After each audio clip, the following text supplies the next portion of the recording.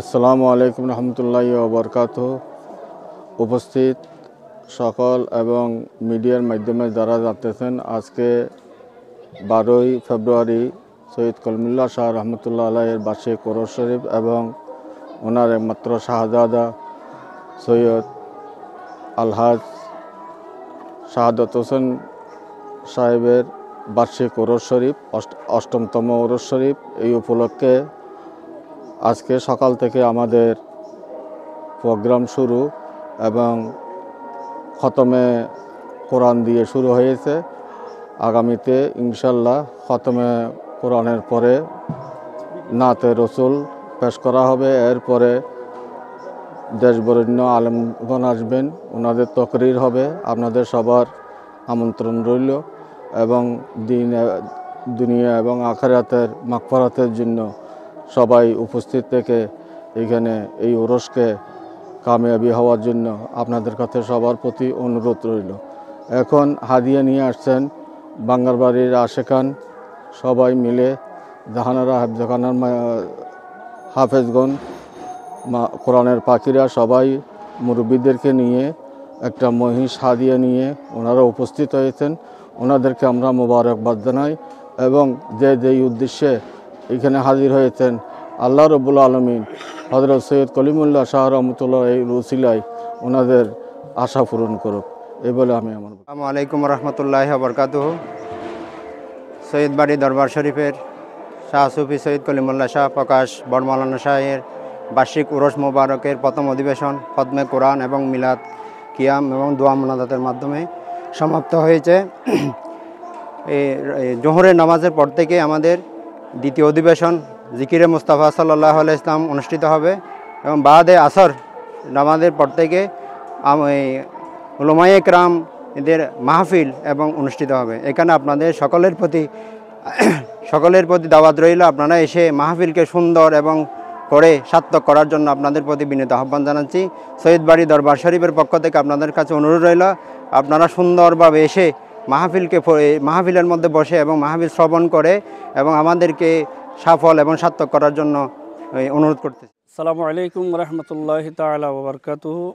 আমি রাঙ্গুনিয়া চ্যানেলের মাধ্যমে আমি দেশবাসীকে জানাতে চাই, ওই দক্ষিণ রাধানগর দামানহাটের পূর্ববাসে সৈয়দ বাড়ি হযরত শাহ সুফি সৈয়দি সনদি হযরত শাহ সুফি সৈয়দ কলিমুল্লাহ শাহ, তার একমাত্র পুত্র হযরত শাহাদত হোসেন শাহ রহমতুল্লাহ পবিত্র বৎসরিক ওরস মোবারক উপলক্ষে আমরা বাঙ্গারবাড়ি জাহানারা হুদা সুন্নিয়া এতিমখানার ছেলেদেরকে নিয়ে এবং বাঙ্গারপাড়ার মুরব্বীদেরকে নিয়ে সবাইকে নিয়ে আমরা হাদিয়া তোফা নজরানা নিয়ে দরবারে হাজির হয়েছি। সকাল হইতে হজরত শাহ সুফি কলিমুল্লাহ শাহ দরবার প্রাঙ্গণে খতমে কোরআন মিলাদ ও কিয়ামের মাধ্যমে আমরা প্রথম কর্মসূচি চালু করছি এবং যে এই দরবারে যত আশেক ভক্ত আছেন তাদেরকে আমি অনুরোধ করব, ভক্তি শ্রদ্ধা নিয়ে হযরত শাহ সুফি সৈয়দ কলিমুল্লাহ শাহ দরবারে আসলে অবশ্যই নেক হাসিল করতে পারবেন এবং যে মুকাসলে আসবেন ইনশাল্লাহ হুজুরের নজরে করম আমাদের প্রত্যেকের কাছে থাকবে।